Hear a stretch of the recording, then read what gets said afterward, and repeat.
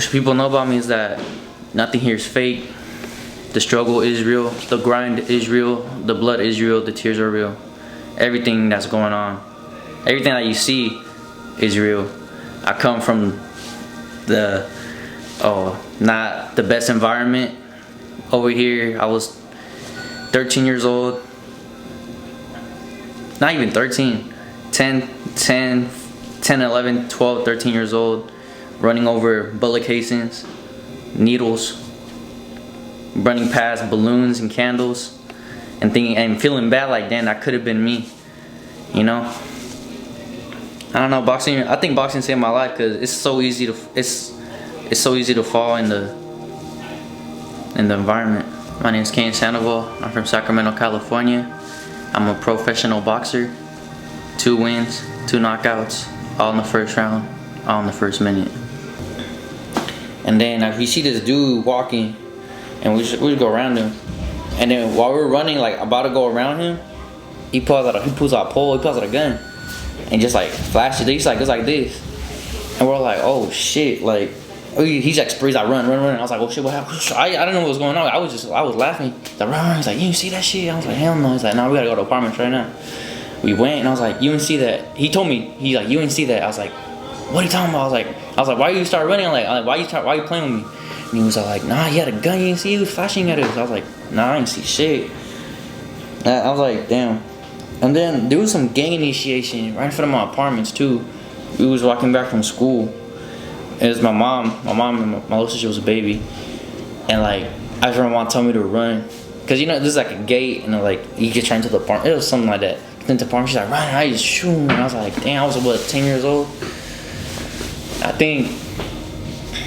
think what really opened my eyes was like, this shit was normal to me. I was like, whatever. There was murders in my apartments and shit. I'm like, it's saying this shit's normal. And then when I went to my first national at 14, yeah. Charlie was there, Kevin, Lupe. Who was? There was other. What was it at? Kansas City, Missouri. And I went to a mall that's not Arden, fucking ghetto ass Arden, and I was like, oh my god, that's a fucking Arden for like, what the hell? And then they're like, oh man, I stayed in a nice hotel. I was like, man, what the hell? Like, this is different. And then when I went to the actual tournament, it was like 4 rings, and I was seeing these celebrity boxers walking back and forth. And then when I came back, I lost to Jeremy Adorno the second day. Split this. I feel like I won. I mean, I have the video, but I feel like I won. It was split decision, but Charlie's coach, Miguel, right? He told me, he's like, I'm not gonna tell you. I was like, just do you. That's what he told me for the fight. Now that I think right back then, I was like, you know, that's what I'm gonna do. Obviously, like, you know, I was a little attitude.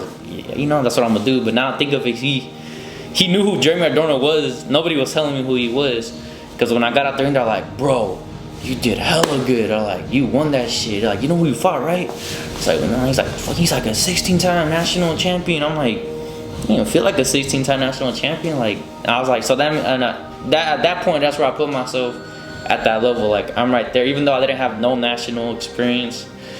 I mean, I won fucking silver gloves, like Northern silver gloves, like fucking 5 times in a row. That's about it. My ambition in the sport of boxing. Well, I got a lot of goals and ambitions. First and foremost is to be world champion in multiple divisions. You know, use boxing to get my family out the hood, and also use my boxing to help the amateur boxers that are coming up in my city of Sacramento. It's Aldo Cano, son of Cain Promotions, 1-0. How old are you, bro? 12. You're 12 years old? Yeah. Next champ right here. Best investment I did right now. Best investment. Yeah, I have a little inside joke in the gym. It's called Cain Promotions, where I sign all the amateur fighters. But yeah, like I said, like, it's like how me growing up, I didn't have a platform or somebody to be like that's bigger in the boxing game in the pro ranks, or even like top amateurs. Like, oh yeah, Cain, this is my bro, little bro Cain, he's coming up. Like, I never had that. I always had had to bring myself up. Like, when I made my Instagram when I was 14, and right away I started putting boxing stuff, because that's all I did. Me coming up, Like my cousin had like this YouTube channel, and because back then he used to train my uncle when I barely started, and he had this YouTube channel, and he posts all the fights. And then at one time I was like, oh, I'm on my first fight. I'm on, what's it call it? And he was telling me like, all right, I'm gonna record it. And I dropped the dude in the first round. And every day I asked him, hey, how many users do I have on YouTube? He's like, oh, only has like 100. And I was so juiced that I even had like views, cause I don't know, growing up, I was wanting to be somebody, put my name in history. So that's why like on my Instagram, sometimes when my little brothers fight in the amateurs fight, I always put me with them, cause like I never had that platform where like a pro put my stuff up when I was little. It's really, we clicked fast, cause I've been knowing Coach Marcus since I was 6 years old. I had my first sparring at his gym, wearing my white collar school uniform with blue jeans. I was what, 5 years old. I was barely starting first grade, and I sparred like this 11-year-old. I came out all snotty nose, all bloody. I just kept throwing, but any shit was landing. My first sparring, never hit the bag before, just went in there and sparred, and it was at Coach Marcus's gym. And then after that, I got my book. I started fighting, and then every week we'll spar at Coach Marcus. So I've been on Coach Marcus since I was 6 years old. So when I came to train with him, like, he knew how I fought. So it was really just getting down. Like, I told him I want to turn pro. These are my goals. This is what I'm trying to do. And he's like, well, I'm here to help you.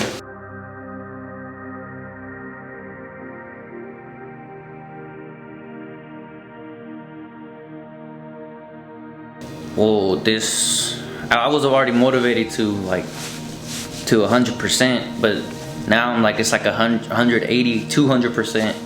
Like, back then I was thinking like, man, after my pro debut, I'm gonna go party, I'm gonna do all this shit. Like, now it's like, now I gotta go see my bigger girl. Like, I haven't seen her in so long.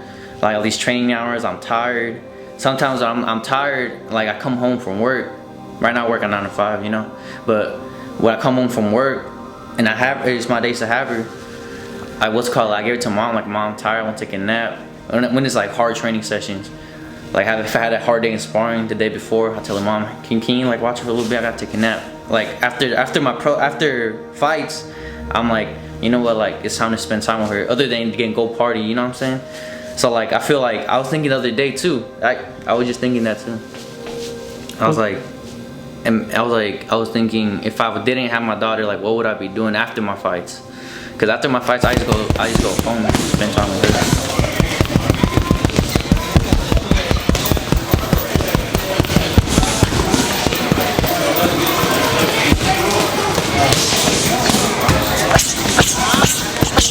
Yeah, I'm not gonna lie, last year, a couple months before she was born, I was really going through it. Shit wasn't going right. I wasn't like, my mind wasn't right. I was out of shape. I was looking horrible in the ring and sparring. I wasn't coming to the gym a lot, just cause I didn't want to go. And when she was born, I was like, man, I gotta stop playing and get it in, cause like time's going by fast, and I don't want her to grow up in the same predicament that I grew up in. Well, thanks to Marcus and to my team, and shout out. Man, well, most helped me because I like to eat a lot. I know how to eat, I know how to cook, but that happens to make weight, to make the 137, is my homegirl Cynthia at Bib Movement. She really helps me with the meal preps. I don't know, they really keep me on track, because I'm really like, how do you say it? Like, if I see a snack, I'll eat that, and I see that, I'll eat that. The meal preps really help me. Eat this one meal here, eat this one meal, and eat this meal, and keep me energized throughout the whole camp. And it's just way better than just not eating, or just eating like a piece of bread with peanut butter. Like, over here eating on chicken, rice, broccoli. So yeah, shout out Bib Movement for really helping me keep my weight. They're good for what they do, and they don't only sponsor him, they also sponsor Xavier Martinez, Wade Jones, and a few other fighters. And I don't know what other sports they do, but they do help. They help a lot.